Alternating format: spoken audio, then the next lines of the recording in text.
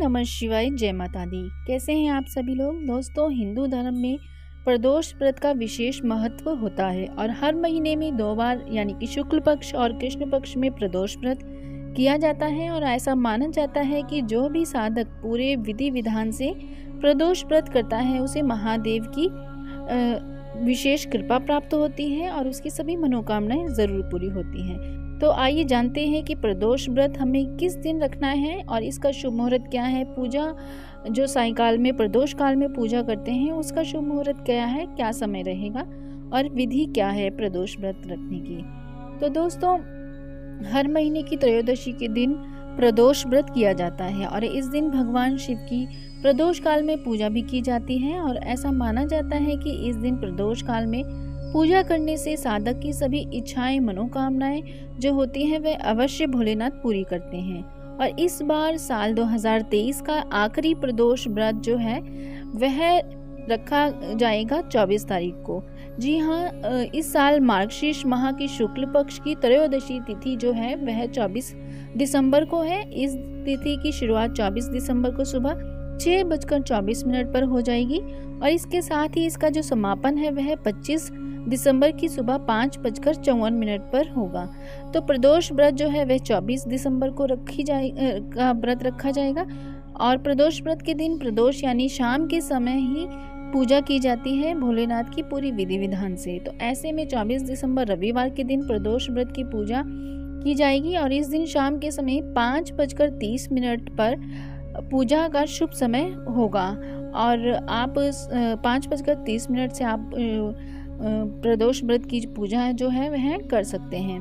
देखिए, इसकी विधि क्या होती है। बहुत ही आसान विधि है। प्रदोष व्रत के दिन आपने सुबह जल्दी उठना होता है, स्नान करके साफ सुथरे कपड़े पहनने होते हैं।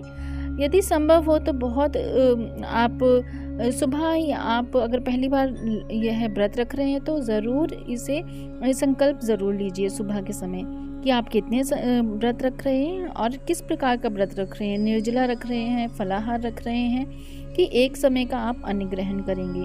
तो आप अपनी क्षमता के अनुसार यह संकल्प ले सकते हैं। और मंदिर की अच्छी तरीके से आपने सफाई करनी होती है, आपने धूप दीप करना होता है। और प्रदोष व्रत की पूजा प्रदोष काल यानी कि प्रदोष काल में करने की परंपरा ही है, जिसे गोधूली बेला कहा जाता है। और यह शाम को 24 दिसंबर को 5:30 बजे से शुरू हो जाएगी। तो भगवान भोलेनाथ का गंगा जल से आप अभिषेक कीजिए शाम के समय। इसके बाद बेलपत्र अर्पित कीजिए, शमी के पत्ते अर्पित कीजिए, धतूरा अर्पित कीजिए, उन्हें गुलाल अर्पित कर सकते हैं। जो भी शिव भगवान की प्रिय वस्तुएं होती हैं वह अर्पित करनी चाहिए। पुष्प अर्पित कीजिए, चंदन जो है उसे भगवान को चंदन का लेप लगाइए, चंदन से तिलक कीजिए और आप शिव भगवान के साथ पूरे परिवार की पूजा ज़रूर कीजिए, क्योंकि शिव जी जो हैं शक्ति जी के बिना अधूरे माने जाते हैं। तो शिव और पार्वती दोनों की ही पूजा कीजिए। गणेश जी की भी पूजा ज़रूर कीजिए। इस दिन भगवान शिव के साथ साथ माता पार्वती और गणेश जी की पूजा करना बिल्कुल भी नहीं भूलना है आपने। और भगवान शिव को आप दही और घी ज़रूर अर्पित कीजिए। पंचामृत से अभिषेक भी कर सकते हैं आप। और जो है शिव बाबा के लिए आप अपने अनुसार, अपनी इच्छा के अनुसार भोग लगाने के लिए वस्तु रख सकते हैं, या आप कोई मिठाई रख सकते हैं सफ़ेद रंग की, या सबसे उत्तम होता है अपने हाथों से घर में बनाया हुआ प्रसाद। वह खीर का प्रसाद हो सकता है या चावलों से बनी हुई खीर का प्रसाद, या फिर आप हलवे का प्रसाद भी बनाकर भगवान के आगे भोग लगाने के लिए रख सकते हैं। इस प्रकार से आपने शाम को धूप दीप करके आपने प्रसाद भोग लगाने के लिए वहाँ रखना होता है। आपने उसके बाद क्या करना होता है, आपने अगर आप चालीसा भी पढ़ते हैं शिव जी का तो वह भी पढ़ लीजिए। और आपने इस व्रत में कथा पढ़नी होती है। प्रदोष व्रत की जो कथा होती है दिन के अनुसार, रविवार को है तो रवि प्रदोष व्रत की कथा आप पढ़िए या सुनिए। और उसके बाद शिव बाबा की सब परिवार आरती कीजिए। आरती करने के बाद आप उनसे क्षमा प्रार्थना ज़रूर कीजिए और अपनी कृपा दृष्टि आपके ऊपर वह डालें, ऐसी कामना ज़रूर कीजिए। इच्छा जो भी मनोकामना है वह ज़रूर बोलिए।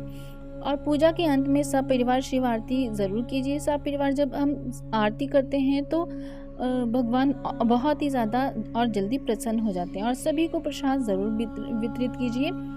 और इस प्रकार से यह है आप व्रत रख सकते हैं। आपने अगर खीर का भोग लगाया है भगवान को, तो वह प्रसाद स्वरूप आप ग्रहण कर सकते हैं। शाम के समय खीर या हलवा वह शाम के समय अर्पित कर आप एक बार भगवान को अर्पित कर देते हैं, उसके बाद आप स्वयं भी वह ग्रहण कर सकते हैं। लेकिन आपने ध्यान रखना होता है कि प्रदोष व्रत में नमक वाली चीज़ें नहीं खानी होती हैं और किसी भी प्रकार से मांसाहारी या लहसुन प्याज वाला भोजन आपने ग्रहण नहीं करना होता है। नमक नहीं खाना है, मिर्चें नहीं खानी है, मिर्च नमक मसाले जैसे चीज़ों से दूर रहिए और हो सके तो मीठा ही आप भोजन ग्रहण कर सकते हैं।